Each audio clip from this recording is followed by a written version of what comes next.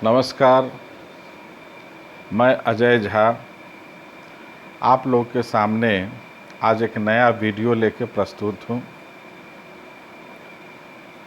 आज मेरा मुद्दा वर्तमान में चल रहे नवरात्र के त्यौहार से संबंधित है। जैसा कि हम सभी जानते हैं कि नवरात्र का त्यौहार शक्ति की आराधना से संबंधित है। शक्ति वो शक्ति एनर्जी जिसके सहारे हमारे समस्त कर्म होते हैं, चाहे हमारा दैहिक हो, चाहे भौतिक हो, चाहे आध्यात्मिक हो। जितने भी प्रकार के हमारे कर्म होते हैं वो सारे के सारे शक्ति के द्वारा ही संपादित हुआ करते हैं। वही शक्ति संचय का पर्व यह नवरात्र है। 9 देवियों के लिए को समर्पित है। हमारे धर्मशास्त्रों में लिखा है कि जिस घर में लड़की न हो उस घर का पानी भी नहीं पीना चाहिए। इसके पीछे तर्क यह दिया जाता है कि जिसकी भी घर में लड़कियां नहीं है उसके परिवार में संस्कार नहीं है। तो संस्कार की कहीं न कहीं वाहक, उसको धारण करने वाली हमारे घर की मातृशक्ति ही है।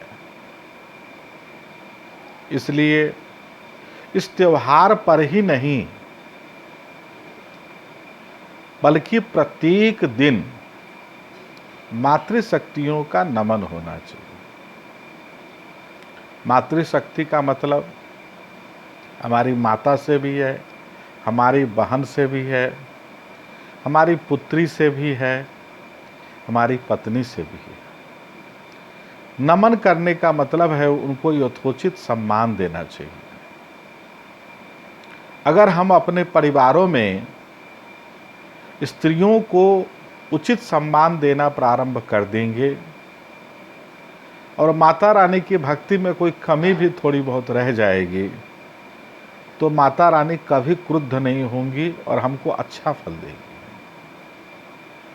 क्योंकि वो कहीं न कहीं हमारे घर की स्त्रियों के रूप में, हमारे घर के बच्चियों के रूप में हमारे आसपास ही मौजूद होती है।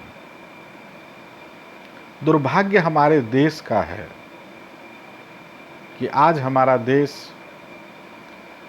स्त्रियों के ऊपर हो रहे अत्याचारों, दुष्कर्मों की घटनाओं का बहुत बड़ा केंद्र बन चुका है। संभवतः विश्व में इतनी घटनाएं कहीं नहीं होती होंगी जितनी हमारे भारतवर्ष में हो रही। अगर हम सभी भारतवर्ष के रहने वाले सनातन धर्मी अपने को सही में शक्ति का उपासक मानते हैं, माँ दुर्गा के पुत्र मानते हैं, उनका भक्त मानते हैं, तो हमारा यह कर्तव्य बनता है कि इस तरह के जो हमारे सनातन धर्मियों के ऊपर, हमारे भारतवर्ष के ऊपर जो कलंक लग चुका है कि ये दुष्कर्म की राजधानी है, बलात्कार की राजधानी बनती जा रही है। विश्व के बहुत सारे देशों ने एडवाइजरी जारी की हुई है अपने सिटीजन लोग कि आप इंडिया न जाइए। कुछ अन्य देशों का भी नाम है लेकिन इंडिया का भी नाम है उसमें। वहाँ आपके साथ कोई मिसहैपनिंग हो सकती है। ये दुर्भाग्य की बात है, ये चिंता की बात है। हमारे देश में कहा गया है यत्र नार्यस्तु पूज्यन्ते रमन्ते तत्र देवता।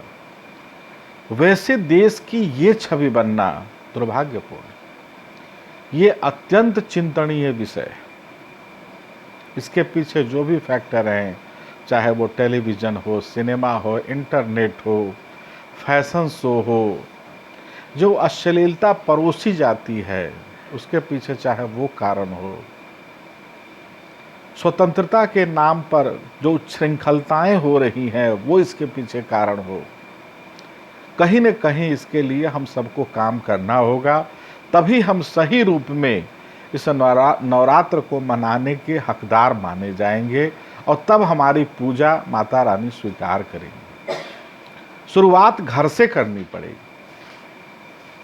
चाहे हमारे घर के बच्चियों के द्वारा कोई उच्छृंखलता हो, हमारे बच्चों के द्वारा कोई उच्छृंखलता, ऐसा कोई कृत्य किया जा रहा हो, तो हमको उसी स्तर पर उसका विरोध करना है, उसको परिवार से बहिष्कृत करना है, समाज से बहिष्कृत करना है। अगर हम उसको शुरुआत यहीं से कर लेंगे तो शायद ये समस्या बन नहीं पाएगी। प्रकृति में एक बार सीधे समुद्र में ही पानी नहीं गिरता है, पानी गिरता है हमारे घरों में। वहाँ से वो बूंद बूंद करके जमा होते एक नाला में जाता है, नाला से छोटी नदियाँ होती हैं, बड़ी नदियों में होती है और बहुत बड़ा रूप धारण कर लेता है। तो जिस प्रकार जो समस्याएं एक एक करके आती हैं, अगर एक एक करके उसका समाधान भी हो जाए तो ये विभत्स रूप कम से कम देखने को नहीं मिलेगा। और आज विश्व मीडिया जो मज़ा लेकर के हमारी चीज़ों को देखता है, शायद इससे हम लोग वंचित बचेंगे और हमारे देश का मान सम्मान बढ़ेगा।